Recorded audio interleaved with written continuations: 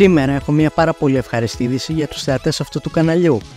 Ανακάλυψα πως υπάρχει μια εταιρεία η οποία έχει αφοσιωθεί στο να φέρει παλιά arcade παιχνίδια πίσω στην καθημερινή κοινωνία, ονόματι The Games. Στον Ιανουάριο του 2024 θα ανοιχτεί ένα μουσείο στο Παλαιό Φάληρο από αυτούς, το οποίο θα έχει άφθονα παλιά arcade παιχνίδια όπως Outrun, Outrun Turbo, Scud Race, Sega Rally 2, House of the Dead 2, Virtua Cop 2, Wonder Boy, Hydro Thunder, Rad Mobile και το καλύτερο απ' όλα, Daytona USA 1 και 2 και πολλά άλλα. Για το πώς θα λειτουργεί το μουσείο μπορούμε να βρούμε στη σελίδα τους, η οποία είναι στην περιγραφή αυτού του βίντεο μαζί με το Instagram account τους, αλλά θα προσπαθήσω να περιγράψω όσο έχω διαβάσει εκεί τώρα. Για αρχή όλα τα παιχνίδια του μουσείου θα είναι ρυθμισμένα στο free play, δηλαδή πως θα μπορείς να τα παίξεις χωρίς να βάλεις λεφτά στην καμπίνα. Η μόνη πληρωμή που θα πρέπει να κάνουμε ως πελάτες είναι στη reception, η οποία είναι ακόμα άγνωστη.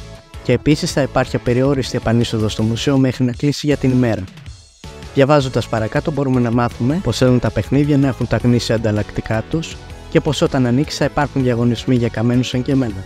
Κάτι το οποίο θεωρώ πολύ καλό, καθώς ο χρόνος που έχουν θέσει οι άνθρωποι οι οποίοι έχουν μάθει αυτά τα παιχνίδια απ' έξω δεν θα πάει στράφη. Αυτές είναι οι γενικές πληροφορίες που υπάρχουν στη σελίδα τους.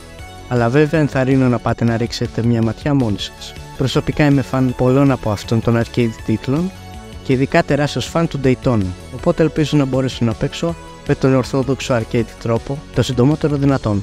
Εννοείται πως όταν ανοίξει θα μιλήσω κι άλλο γι' αυτό και πως αν υπάρξουν άλλες πολύ σημαντικές πληροφορίες για το μουσείο θα μιλήσω και για αυτές. Για τέτοια νέα επιβάλλονται βίντεο, οπότε αν υπάρχει κάτι το οποίο πιστεύετε θα ευνοήσει το retro gaming σε αυτή τη χώρα, μπορείτε να επικοινωνήσετε μαζί μου. Αυτά είναι όλα όσα έχουν αποκαλυφθεί τη στιγμή αυτής της ηχογράφησης, οπότε αυτό το βίντεο θα είναι πολύ μικρό. Θα ήθελα να κλείσω λέγοντας πως αν είσαι στην Αθήνα και που σου αρέσουν τα retro παιχνίδια, να επισκεφθείς αυτό το μουσείο αν έχεις τον χρόνο. Τα λέμε στο επόμενο. Το καλό που σου θέλω να είσαι